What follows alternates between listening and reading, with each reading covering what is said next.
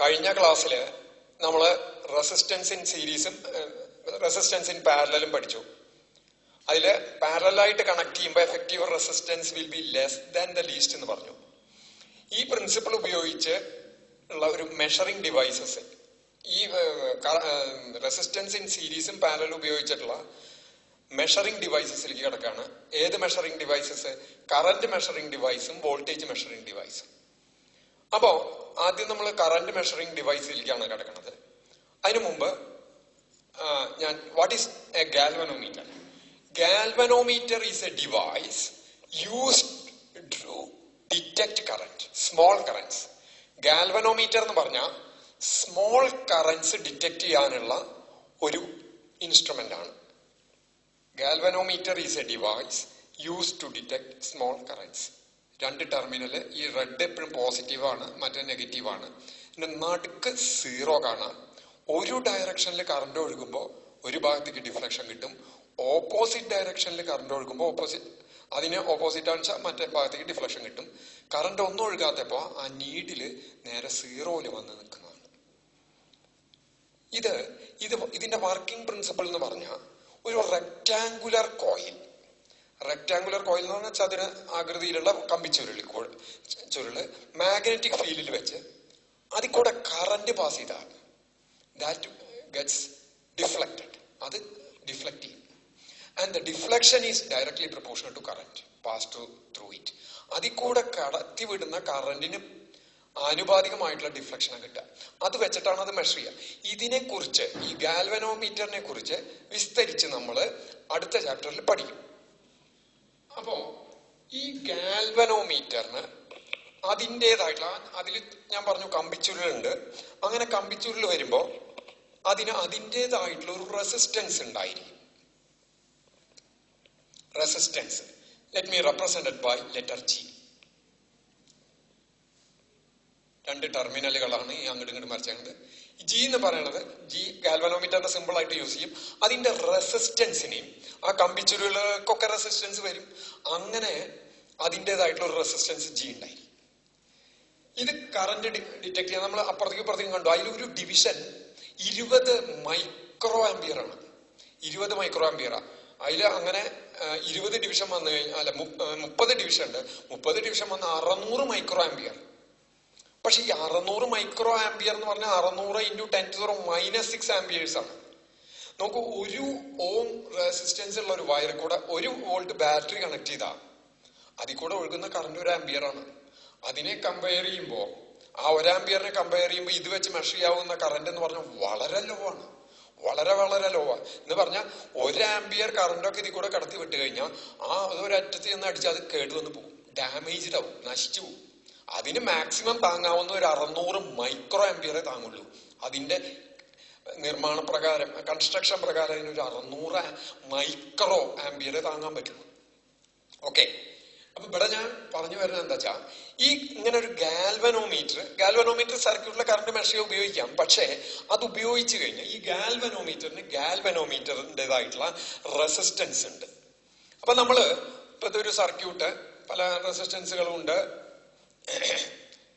ഇവിടെ battery connect ചെയ്തു. ഇതൊരു കീ എന്ന് പറഞ്ഞ സർക്യൂട്ട് ഓൺ ചെയ്യാനും ഓഫ് ചെയ്യാനും ഉപയോഗിക്കുന്നതാണ്. പിന്നെ വേണമെങ്കിൽ അതിലൊരു ബൾബിന്റെ സിമ്പിൾ ഇങ്ങനെ ഇടാറുണ്ട്. അതൊക്കെ വെച്ചിട്ട് ഇങ്ങനെ ഇതായി. ഇതിലത്തെ കറന്റ് മെഷർ ചെയ്യണം നിൽക്കുക. അപ്പൊ ഈ ഗാൽവനോമീറ്റർ കറന്റ് മെഷർ ചെയ്യണം.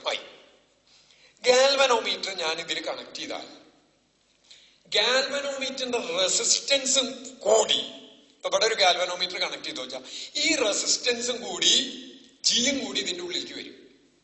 അപ്പൊ നേരത്തെ ഉണ്ടായിരുന്ന R1 + R2 + ബൾബിന്റെ റെസിസ്റ്റൻസ് എന്നുള്ളത് ഇപ്പൊ G + R1 + R2 എന്ന് പറയും ബൾബിന്റെ റെസിസ്റ്റൻസ് എന്നാകും. അങ്ങനെ വരുമ്പോ ഈ ജിയും കൂടി വരുമ്പോ റെസിസ്റ്റൻസ് കൂടി കഴിഞ്ഞാൽ കറന്റ് കുറയും സർക്യൂട്ടില്. എന്നിട്ട് ആ കുറഞ്ഞ കറന്റിനെയാണ് പിന്നെ ഗാൽവനോമീറ്റർ മെഷർ ചെയ്യുക. അതായത് ഒരു സർക്യൂട്ടിലെ കറന്റ് മെഷർ ചെയ്യാൻ നമ്മൾ ഗാൽവനോമീറ്റർ നേരിട്ട് ഉപയോഗിച്ചാൽ ഗാൽവനോമീറ്റർ അതിന്റെ റെസിസ്റ്റൻസിനെ സർക്യൂട്ടിൽ ആഡ് ചെയ്യുകയും ചെയ്യും, കൂട്ടുകയും ചെയ്യും. അങ്ങനെ സർക്യൂട്ടിലെ കറന്റ് ഒന്ന് കുറച്ചിട്ടാ മെഷർ ചെയ്യാം. നമുക്ക് മെഷർ ചെയ്യുമ്പോ കുറച്ചിട്ടല്ലല്ലോ മെഷർ ചെയ്യണ്ടേ. ആ കറണ്ടിനെ കഴിയുന്നതും അനക്കാണ്ട് അതേപോലെ നിർത്തിക്കൊണ്ട് മെഷർ ചെയ്യാനല്ലേ നോക്കേണ്ടത്. അങ്ങനെയാണെങ്കിൽ എന്ത് വേണം? അപ്പോ അവിടെ എന്താ ചെയ്യാൻ പറ്റുക? ഗാൽവനോമീറ്ററിന്റെ റെസിസ്റ്റൻസ് കുറയ്ക്കണം. ഗാൽവനോമീറ്ററിന്റെ സ്ട്രക്ചറലായിട്ടുള്ള റെസിസ്റ്റൻസ്, ഇതിന്റെ ഉള്ളിലുള്ള കോയിലിന്റെ റെസിസ്റ്റൻസ് കുറയ്ക്കുക എന്ന് പറഞ്ഞാൽ കോയിലിന്റെ എണ്ണം കുറയ്ക്കുക. കോയിൽ കുറച്ചാൽ പിന്നെ ഗാൽവനോമീറ്ററിന് ഉണ്ടാവില്ല, ആ കൺസ്ട്രക്ഷൻ തന്നെ ഉണ്ടാവില്ല. അപ്പൊ ജിക്ക് നമുക്ക് പറഞ്ഞു വരാൻ എന്താ വെച്ചാൽ, ജിക്ക് മാറ്റം വരുത്താൻ പറ്റില്ല. ജിക്ക് ഒരിക്കലും മാറ്റം വരുത്താൻ പറ്റില്ല. പിന്നെ എങ്ങനെ എനിക്ക് ആ റെസിസ്റ്റൻസ് കുറയ്ക്കാം? അപ്പൊ അവിടെയാണ് ഇന്നലെ നമ്മൾ പറഞ്ഞ ആ ഒരു പ്രിൻസിപ്പിൾ. ഞാൻ ഇന്നലെ ഒരു പ്രോബ്ലം ചെയ്തിട്ടുണ്ടായി കഴിഞ്ഞ ക്ലാസ്സില്. 10 ഓമിനെ എങ്ങനെ നമുക്ക് 1 ഓം എഫക്റ്റീവ് റെസിസ്റ്റൻസ് ആക്കാൻ 2 പോയിന്റിന്റെ ഇടയ്ക്ക് എന്നത്. ഇവിടെ ഇപ്പൊ ഞാൻ ഇതിന് പാരലായിട്ട് ഒരു very small resistance S connect ചെയ്തു നിൽക്കാം. Very small resistance S connect ചെയ്താൽ, അങ്ങനെ കണക്ട് ചെയ്യുമ്പോ ഞാൻ പറഞ്ഞു ഇത് പാരലായിട്ടാണ് കണക്ട് ചെയ്യണേ. പാരലായിട്ട് കണക്ട് ചെയ്ത് കഴിഞ്ഞാൽ the effective resistance will be less than the least among them. അപ്പൊ വളരെ ചെറിയൊരു റെസിസ്റ്റൻസ് എസ് ആ കണക്ട് ചെയ്തേക്കണ വെച്ചാൽ എങ്ങനെയായാലും ഇഫക്റ്റീവ് റെസിസ്റ്റൻസ് എസിനേക്കാൾ കുറവായേ പറ്റും. എസിനേക്കാൾ കുറവായിരിക്കും. അപ്പോ അങ്ങനെ ഒരു പാരലായിട്ട് കണക്ട് ചെയ്യുമ്പോൾ 2 ഉപയോഗമുണ്ട്, അഡ്വാൻറ്റേജ് ഉണ്ട്. Effective resistance of the combination will be reduced, വല്ലാണ്ട് കുറയും. ഈ കോമ്പിനേഷന്റെ എഫക്റ്റീവ് റെസിസ്റ്റൻസ് വല്ലാണ്ട് കുറയും. അതൊരു അഡ്വാൻറ്റേജ്, നല്ലോണം കുറയും. ഒരു അഡ്വാൻറ്റേജ്, ഒരു ഗുണം. രണ്ടാമത്, മെജോറിറ്റി കറന്റും, ഇപ്പൊ ഐ കറന്റ് ഇങ്ങോട്ട് വന്നു കഴിഞ്ഞാൽ ഇതിക്ക് ഒരു ഭാഗം ഒഴുകി കഴിഞ്ഞാൽ ഇതിലേക്ക് സ്പ്ലിറ്റ് ചെയ്തിട്ടാണല്ലോ ഒഴുകുക. പാരലൽ കണക്ഷനില് ബ്രാഞ്ചിങ് വരും, സ്പ്ലിറ്റ് ചെയ്തിട്ടാണ് ഒഴുകുക എന്ന് പറഞ്ഞു. സ്പ്ലിറ്റ് ചെയ്തിട്ടാണ് ഒഴുകുക എന്ന് പറഞ്ഞു. അങ്ങനെ സ്പ്ലിറ്റ് ചെയ്ത് ഒഴുകുമ്പോ ഇവിടുത്തെ റെസിസ്റ്റൻസ് കൂടുതലും ഇവിടുത്തെ റെസിസ്റ്റൻസ് വളരെ കുറവാണെങ്കിൽ റെസിസ്റ്റൻസ് കുറഞ്ഞ പാത്തിൽ കൂടിയാണ് മെജോറിറ്റി കറണ്ട്, ഭൂരിഭാഗം കറണ്ട് ഒഴുകുക. കാരണം അത് ഈസി പാത്താണ്, അതിൽ കൂടെയാണ് മെജോറിറ്റി കറണ്ട് ഒഴുകുക. അപ്പൊ മെജോറിറ്റി കറണ്ട് ഇതിൽ കൂടെ ഒഴുകും, ഇതിൽ കൂടെ അധികം കറണ്ട് ഒഴുകില്ല. അപ്പൊ എന്താവും? ഗാൽവനോമീറ്ററിന് ഡാമേജ് വരില്ല. അങ്ങനെ 2 ഗുണങ്ങൾ അവിടെയുണ്ട്. ഗാൽവനോമീറ്ററിന് ഡാമേജ് വരില്ല, മെജോറിറ്റി കറണ്ട് ഇങ്ങോട്ട് കടത്തിവിടുകയും ചെയ്യും. Effective resistance of the combination less ആയിട്ട് മാറുകയും ചെയ്യും. ഇങ്ങനെ ഒരു സ്മോൾ റെസിസ്റ്റൻസ് കണക്ട് ചെയ്ത, ഇങ്ങനെ കണക്ട് ചെയ്യുന്ന റെസിസ്റ്റൻസിനെ പറയുന്ന പേരാണ് shunt resistance. Resistance, very small resistance that is connected in parallel with the galvanometer is called shunt resistance. And the process ഇങ്ങനെ ചെയ്യുന്നതിനെ പറയുന്ന പേരാണ് ഷണ്ടിങ്. ഷണ്ടിങ് എന്ന് പറഞ്ഞാൽ വഴി തിരിച്ചുവിടുക, കറണ്ടിനെ നേരെ വരുന്നതിനെ കുറെ ഭാഗത്തിനെ വഴി തിരിച്ചുവിടുക, ഷണ്ടിങ് എന്ന് പറയും. എ ഷണ്ടഡ് ഗാൽവനോമീറ്റർ, അപ്പൊ അതിന്റെ ആ ഷണ്ടഡ് ഗാൽവനോമീറ്റർ എന്ന് പറഞ്ഞാൽ ഇങ്ങനെ കണക്ട് ചെയ്ത ഗാൽവനോമീറ്റർ, അതിന്റെ റെസിസ്റ്റൻസ് വളരെ വളരെ കുറവായിരിക്കും. അതുപയോഗിച്ച് നമുക്ക് സർക്യൂട്ടിലെ കറണ്ട് മെഷർ ചെയ്യാം. And a shunted galvanometer is called ammeter. Ammeter, ampere measure ചെയ്യാൻ ഉപയോഗിക്കുന്നത് കറണ്ടിന്റെ unit ampere, ammeter, and is use to measure current in a circuit. ഇങ്ങനത്തെ ഒരു ഷണ്ടിങ് ഗാൽവനോമീറ്ററിനെ പറയുന്ന പേരാണ് അമ്മീറ്റർ. ഈ അമ്മീറ്റർ ആണ് മറ്റേ കറന്റ്, സർക്യൂട്ടിലെ കറന്റ് മെഷർ ചെയ്യാൻ ഉപയോഗിക്കുന്ന device. Ammeter is use to measure current in the circuit. ഇനി ഇവിടെ ചോദ്യം ഇവിടെ വരുന്നത് എന്താ വെച്ചാൽ, ഇപ്പൊ ആ ഒരു ഗാൽവനോമീറ്ററിന് നമുക്ക് ഇങ്ങനത്തെ ഒരു അമ്മീറ്റർ ഐ കറന്റ് മെഷർ ചെയ്യാൻ ഉപയോഗിക്കണം എന്ന് വെക്കാം. We have to measure a current I, അല്ലെങ്കിൽ 0 to I range, 0 to I റേഞ്ചിലുള്ള കറന്റ് മെഷർ ചെയ്യാണ് വേണ്ടത്, നമുക്ക് മെഷർ ചെയ്യേണ്ടത്. അങ്ങനെ വരണമെങ്കിൽ എങ്ങനെ ഗാൽവനോമീറ്ററിന് ഇതിന് ഈ ഐ വരെ എന്ന് പറഞ്ഞാൽ ഈ കറന്റ് ഐ കടന്നു പോയി കഴിഞ്ഞാൽ, ഇതിൽ കൂടെ കറന്റ് പോയാൽ നോക്കൂ, ഗാൽവനോമീറ്ററിന് മാക്സിമം താങ്ങാവുന്ന കറന്റ് ഐ ജി ആണെന്ന് വിചാരിക്കാം. അതിന് വിത്ത്സ്റ്റാൻഡ് ചെയ്യാൻ താങ്ങാവുന്ന കറന്റ് ഐ ജി ആണ്. നമുക്ക് മെഷർ ചെയ്യേണ്ട കറണ്ട് ഐ ആണ്.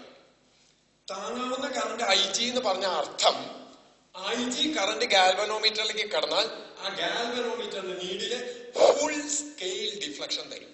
അതിൽ കൂടുതൽ ആ സ്കെയിലിന് ഡിഫ്ലക്ട് ചെയ്യാൻ പറ്റിയ ഇതാണ് അതിന് താങ്ങാവുന്ന. മാക്സിമം കറണ്ട് ചെന്നാൽ അത് ഒരു സൈഡിലേക്ക് ഏതെങ്കിലും ഐദർ സൈഡിലേക്ക് നീങ്ങിയിട്ട് ഫുൾ സ്കെയിൽ ഡിഫ്ലക്ഷൻ തരും. അതിലും കൂടുതൽ കറണ്ട് ഒഴുകി കഴിഞ്ഞാൽ ആ നീഡില് കുറച്ചും കൂടി ഇതായിട്ട് ആ ഗാൽവനോമീറ്റർ ഡാമേജ് ആവും, നശിച്ചു പോകും, കേടുവരും. അപ്പൊ കേടുവരുത്താണ്ട് അതിന് പരമാവധി താങ്ങാവുന്ന കറണ്ട് ഐ ജി ആണ്. നമുക്ക് മെഷർ ചെയ്യേണ്ട കറണ്ട് ഐ ആണ് എന്ന് വിചാരിക്കാം. അപ്പോ ഐ കറണ്ട് ഞാൻ ഇവിടേക്ക് കടത്തി വിട്ടാൽ മാക്സിമം കറണ്ട് ഐ ആണ്. ഐ കറണ്ട് കടത്തി വിട്ടാൽ അപ്പൊ ഈ ഗാൽവനോമീറ്ററിലാണ് ഡിഫ്ലക്ഷൻ കാണിക്കുക. അത് എത്ര ഡിഫ്ലക്ഷൻ കാണിക്കണം? അത് ഫുൾ സ്കെയിൽ ഡിഫ്ലക്ഷൻ കാണിക്കണം. കാരണം ഐ വരെയല്ലേ നമ്മൾ മെഷർ ചെയ്യണം, മാക്സിമം ഐ വരെയല്ലേ മെഷർ ചെയ്യണം. അപ്പൊ ഐ ഇവിടേക്ക് കടത്തി വിട്ടാൽ, ഇത് ഇവിടുന്ന് സ്പ്ലിറ്റ് ചെയ്യണതിന് മുമ്പ് ഐ കടത്തി വിട്ടാൽ ഗാൽവനോമീറ്ററിലേക്ക് ഒഴുകേണ്ട കറണ്ട് എത്രയായിരിക്കും? ഐ ജി ആയിരിക്കില്ലേ? അപ്പോഴല്ലേ ഫുൾ സ്കെയിൽ ഡിഫ്ലക്ഷൻ കിട്ടുക. അപ്പൊ ഇതിലേക്ക് ഐ ഇവിടെ കടത്തി വിടുമ്പോ ഇതിലേക്ക് എത്രയാ ഒഴുകേണ്ടത്? I G ഒഴുകണം. ബാക്കിയുള്ള കറണ്ട് എത്രയാ? ഐ മൈനസ് ഐ ജി ഏതി കൂടെ കടന്നു പോകണം? എസ് സി കൂടെ കടന്നു പോകണം. അപ്പോ I minus I G S C കൂടെ കടന്നു പോകണം. അങ്ങനെ എസ് സി കൂടെ ഐ മൈനസ് ഐ ജി കടന്നു പോയാൽ ഇതിൽ കൂടെ ഐ ജി തന്നെയല്ലേ കടന്നു പോവുക.